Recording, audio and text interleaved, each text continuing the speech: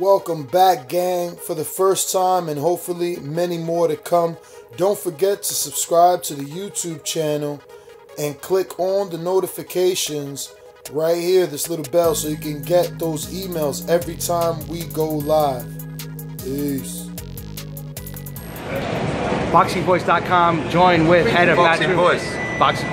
You guys, what a coup you pulled off in the week. On the phone. Ain't that something? Mate, unbelievable. I'm there. Oh, we got Wilder on the line. Then I get blindsided by Shelley Finkel. Then Tyson Fury comes on the phone. It's incredible. All at one time. Big waves for the Boxing Voice. What a show. Right. And well, we're here to for Matchroom's foray into the U.S. Matchroom U.S. Danny Jacobs and Luis Arias.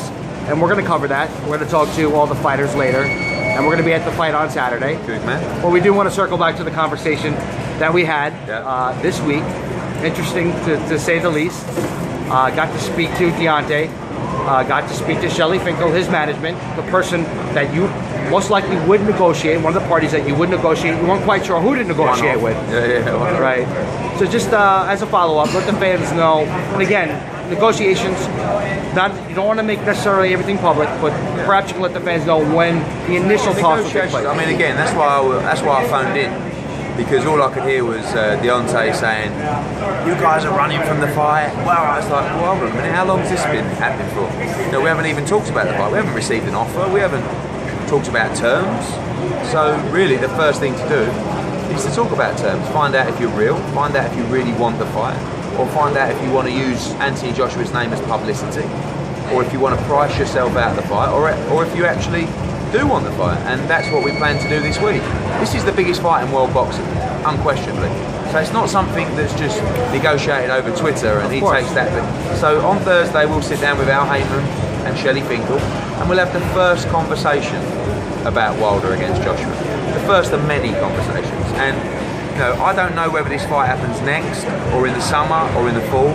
But one thing I can tell you, I can tell fight fans, this fight happens in 2018. I think that's unquestionable. It's going to get bigger and bigger and bigger. It's nowhere near as big as now as it will be in the spring. And it's nowhere near as big as it is in the spring as it is in the summer or the fall. But fight fans are impatient, they have a voice, and of course we have to deliver for them. So when the time is right to strike on that fight, we have to make it. That could be in March or April. I think that's unlikely, to be honest with you. More likely for the summer. But like I said, you will see that fight in 2018, unless Wilder just has crazy ideas of his value in the fight.